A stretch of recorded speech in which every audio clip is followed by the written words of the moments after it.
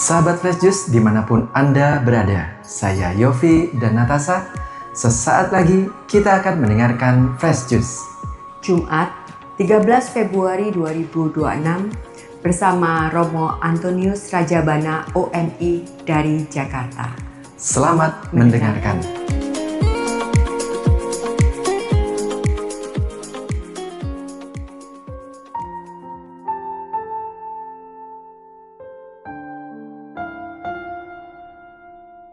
Para sahabat Fresh Juice terkasih, hari ini Jumat Pekan Biasa kelima, gereja mengajak kita untuk meneladan Tuhan Yesus yang menjadikan segala-galanya baik. Bagaimana kisah tentang Yesus yang membawa kebaikan, kita akan mendengarkan secara lengkap yang diambil dari Injil Yesus Kristus menurut Santo Markus.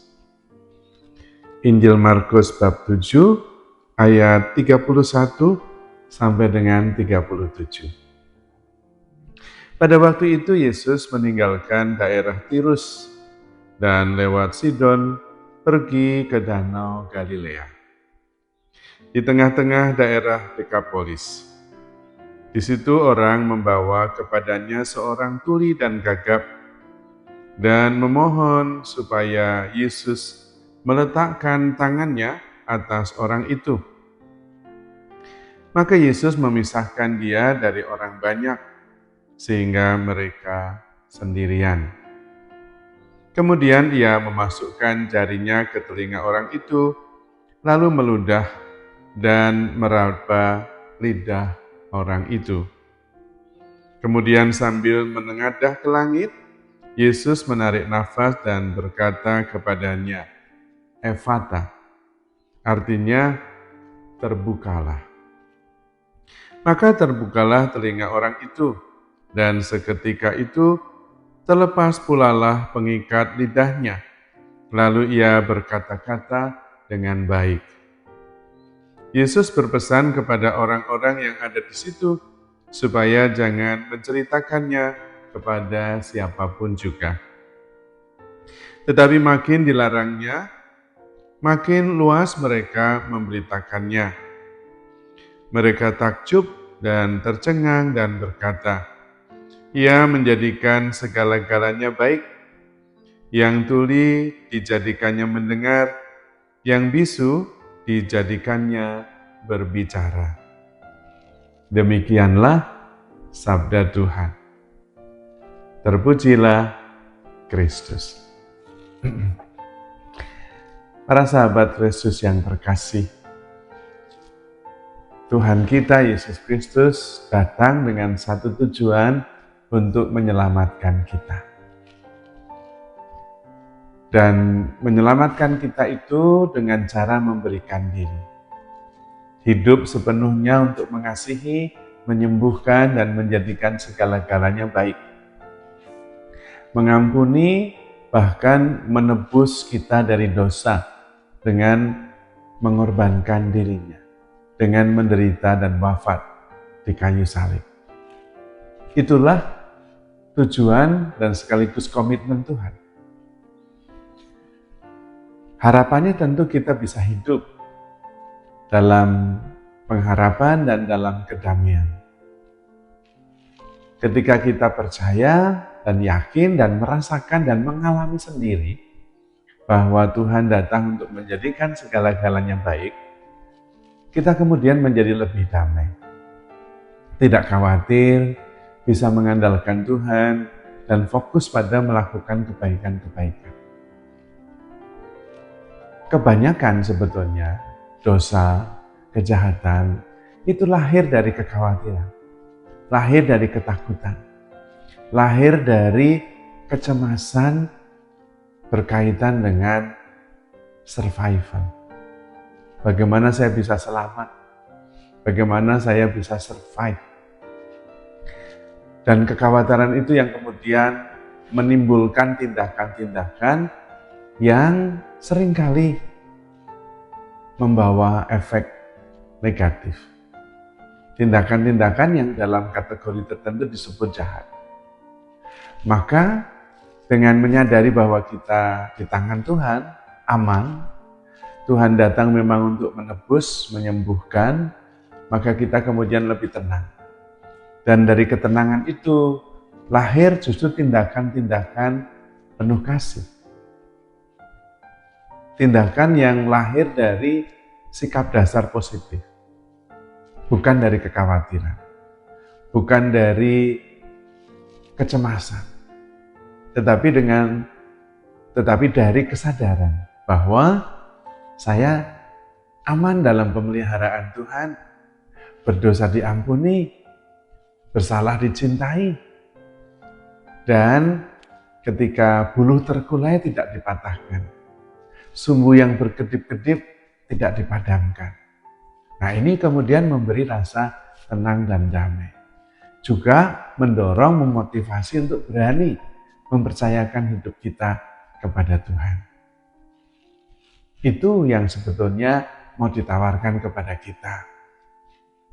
Nah, ketika kita menyadari bahwa kita ada di dalam tangan Tuhan, Tuhan selalu mengerjakan yang baik, menjadikan segala-galanya baik, bahkan orang yang bisu dan tuli, dan kemungkinan itu berarti sejak lahir, disembuhkan, maka kita bisa kemudian percaya, dan kemudian meneladan Tuhan sendiri. Dimanapun kita berada, kita menjadikan segala-galanya baik. Ini adalah sebuah undangan bagi kita semua. Ada dua arah yang kita semua diajak untuk melangkah ke sana. Yang pertama adalah arah untuk mempercayakan diri kepada Tuhan. Atas dasar kebaikan Tuhan yang sudah terbukti. Cintanya itu tanpa syarat, tanpa batas. Dan karena itu pantas mendapatkan kepercayaan penuh dari kita. Kita tidak perlu khawatir. Kita bisa mengandalkan Tuhan. Di tangan Tuhan kita aman. Bahkan ketika kita melakukan kebodohan, dosa, kita ditebus. Lalu kemudian mempunyai harapan. Dan karena itu berani bangkit lagi. Itu arah yang pertama. Arah yang kedua adalah kemudian kita sendiri sesudah merasa yakin, ditebus, diselamatkan, aman, damai, kita juga melakukan seperti yang dilakukan Tuhan, yaitu menjadikan segala-galanya baik. Bukan dengan sesuatu yang besar, tetapi di tempat kita berada. Di keluarga kita, di tempat kita bekerja, di lingkungan masyarakat kita, di lingkungan komunitas kita masing-masing, kita bisa menjadikan segala-galanya baik. Di situ sebetulnya ada juga sebuah proses atau tahap yang menandai kita bahwa kita sudah selesai dengan diri kita sendiri. Kita sudah tidak lagi khawatir dan takut, dan kemudian kita menghayati diri, sekarang saya sudah menjadi sumber. Tidak lagi menyalahkan, tetapi menjadikan baik. Kalau terjadi sesuatu yang negatif, saya menjadikannya positif. Kalau tidak menemukan damai sejahtera, saya yang membawa damai sejahtera. Tidak kemudian menyalahkan. Karena saya sudah mengalaminya. Mendapatkannya lebih dulu dari Tuhan. Itu sudah selesai. Hidup di tangan Tuhan, dalam perlindungan dan kasih-Nya sudah selesai. Saya sudah selesai dengan diri saya sendiri, menurut bahasa sekarang. Dan karena itu kemudian menjadi sumber. If you do not find joy, you bring joy. If you do not find peace, you bring peace.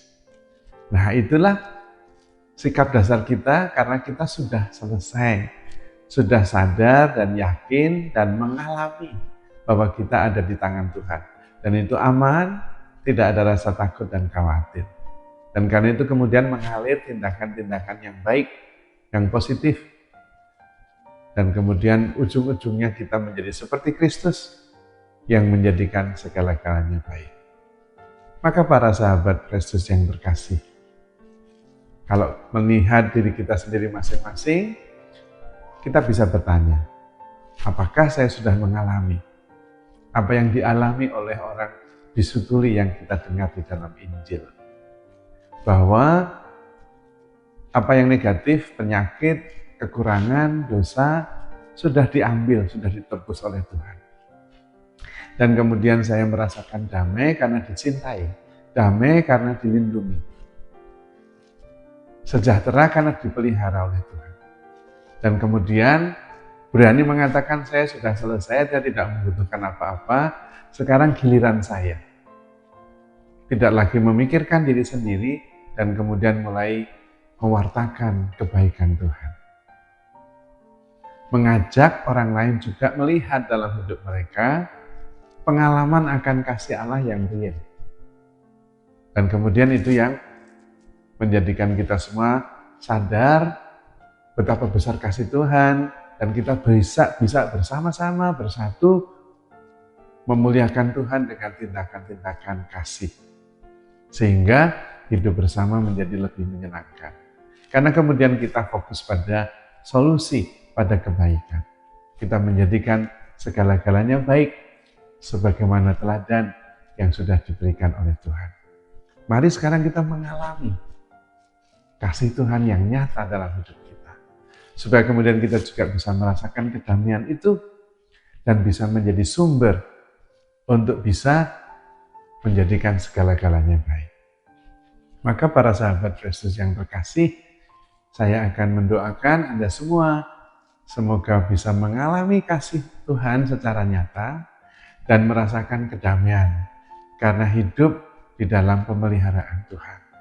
Dan kemudian memperoleh kekuatan yang berasal dari cinta Tuhan sendiri untuk berbuat kasih dan menjadikan segala-galanya baik. Tuhan memberkati niat baik dan perjuangan hidup saudara semua di dalam nama Bapa dan Putra dan Roh Kudus. Amin. Sahabat Fresh Juice, kita baru saja mendengarkan Fresh Juice. Jumat 13 Februari 2026. Terima kasih kepada Romo Antonius Rajabana untuk renungannya hari ini. Sampai berjumpa kembali dalam Fresh Juice edisi selanjutnya. Salam Fresh Juice.